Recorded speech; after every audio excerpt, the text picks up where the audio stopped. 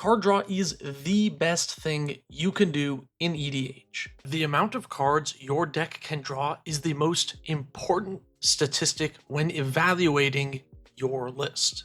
And this is for both Spike and Timmy players. You basically always want to draw cards and draw more cards to increase your fun and win rate. First, let's define card draw. It's when you draw cards. Subscribe for more MTG insight like that. Now, what if you're in a situation where you could win the game, perhaps playing a combo or deploying a large finisher? Would it not be better to just do that instead of drawing cards? Or how about when your opponent is attacking you for lethal? Isn't it better to use removal instead of card draw? Yeah, I guess you're right. I'll delete the video then.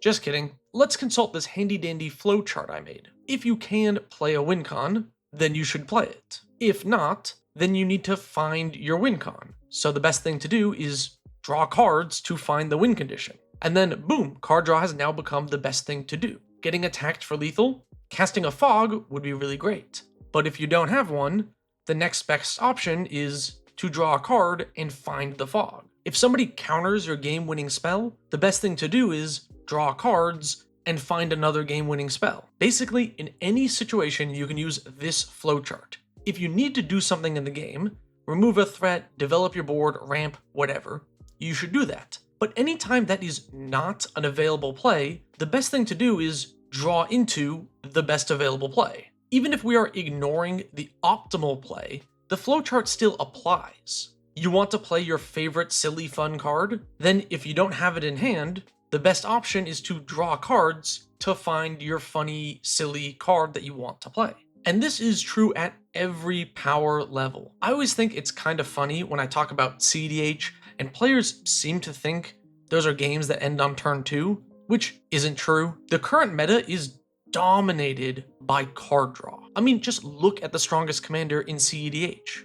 It's not Kenrith, who's an infinite mana outlet. It's not Najeela, who's got lots of combos. It's Tymna, obviously because she has lifelink. And more importantly, draws a ton of cards. And who is she most paired with? Crom, who is a big flying dude, which helps you draw cards with Tymna. And then Crom himself also draws you more cards. This is one of the best partner pairs because it draws cards. That's all it does, literally, which lets the deck perform really well in long, grindy games. And the next best CEDH deck is Tymna, again, of course, paired with Thrasios. While yes, Thrasios is an infinite mana outlet, which is part of his power, in CEDH, Thrasios is also super relevant for the raw card advantage you get when paired with a Seedborn Muse. There are decks that combo faster, but it is more optimal to just play interaction and draw a billion cards. And all of this carries into lower brackets too. Casual EDH games are full of board wipes and decks that take longer to win. So naturally, games will go pretty long, which means there are more times when you need to remove your opponent's things, more times when your stuff gets removed. So to keep up, you need card draw. I cannot tell you how many times I've seen a player dump their hand, get hit with one board wipe, and then spend the rest of the game slowly drawing and playing one card a turn. And surprise, surprise, they are miserable, which could just be avoided with more card draw. In previous videos, I've talked about how adding removal will make your games more fun, because if an enchantment is causing you issues, then playing enchantment removal will solve that, and then you can continue on with whatever you wanted to do. And many people respond to that by saying, what if I don't have my removal? Well, if we consult the flowchart, the answer is clear. You play card draw to get the removal you need to continue on with the rest of your game plan. Beyond drawing into removal, card draw just leads to more fun. I'm going to assume you have fun when playing the cards in your deck.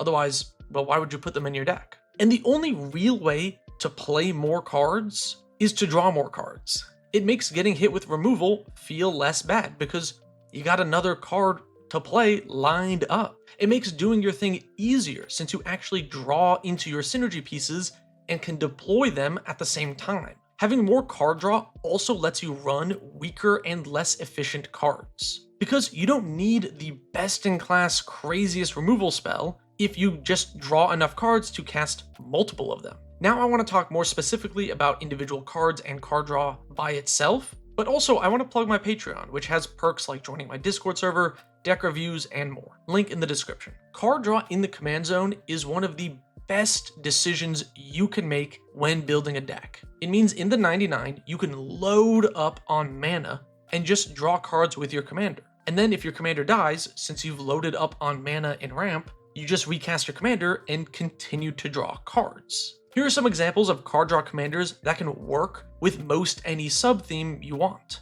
Damia, Sage of Stone, Rose, Cutthroat Raider, and Talion, the Kindly Lord. Of course, there are tons of other commanders that draw cards. These are just a few suggestions off the top of my head. But if you put card draw in the command zone and move whatever your commander is into the 99, your overall theme will still work pretty well most of the time, just by having consistent access to card draw. Speaking of the 99, card draw can come in a few forms. Cantrips, which just draw one card. These simply replace themselves, which helps you churn through your deck, but don't give you more cards to work with. Then there's card filtering, things like Faithless Looting and Frantic Search. These don't even replace themselves.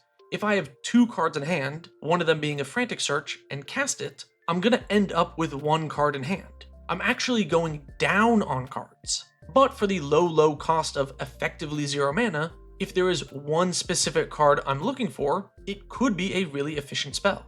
Cantrips and card filtering have their place in the right deck, but don't get carried away with those effects. I've seen a lot of players fall behind even when churning through their list, because they just filtered through cards and didn't actually gain card advantage. Card advantage is the most important category of card draw. Cards that not only replace themselves, but also draw more cards. So anything that draws 2 or more cards is card advantage. Some card advantage can come in the form of a burst of cards. Things like a Painful Truths or Blue Sun Zenith would be examples of these. Both of these cards are sweet. They let you immediately draw cards and use the cards you draw. Filling your deck with burst card draw can help you make big plays late game, where you draw cards, find the board wipe, and then cast the board wipe. Or with these X spells, you can instant speed, fill up your hand, and untap with a huge amount of options and cast 2 big spells.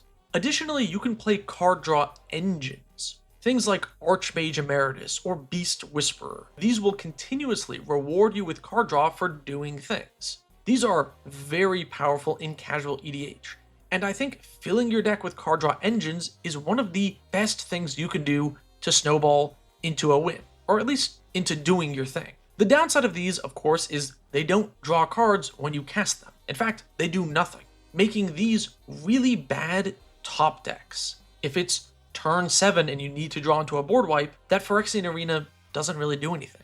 Now you can counter this downside by overloading on card draw engines. There's quite a few of these in different colors, and by having a bunch of them in your deck, you can more consistently play one early game, which sets you up to have the card advantage you'll need later on. Or you could have a few key engines that are really important to the deck, and play them when you're ready and set up to pop off and draw a ton of cards with that engine in one go. Now there's one other thing that's not quite card draw, and that's virtual card advantage. It's effectively card advantage without drawing any actual cards. People like to call this lots of different things. Think cards like Seasons Past or Phyrexian Reclamation. These can add lots of cards to your hand, but they don't actually literally draw any cards. Which leads to fun questions like, is a bounce land card draw, since you've now added a land to your hand?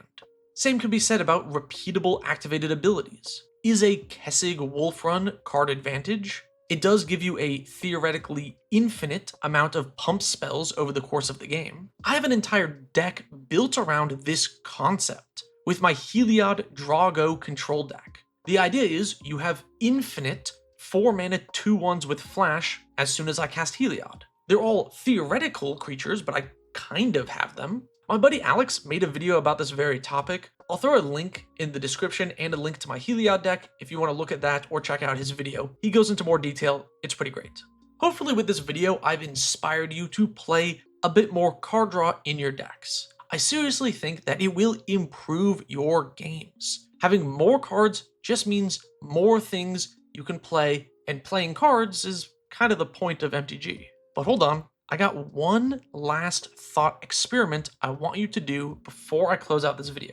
If we can agree that drawing cards is very powerful in EDH, and one of the best things you can do, and it even scales as decks become more powerful, drawing cards gets even better because you're drawing better cards, then isn't giving your opponents extra cards one of the worst things you can do?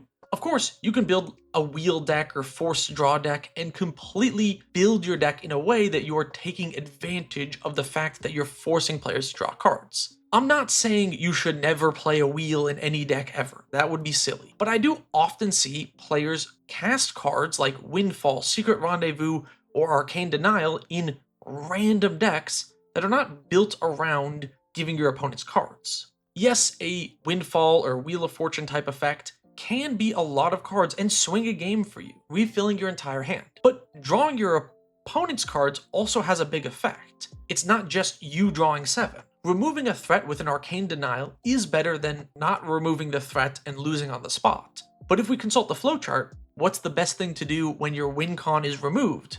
It's card draw.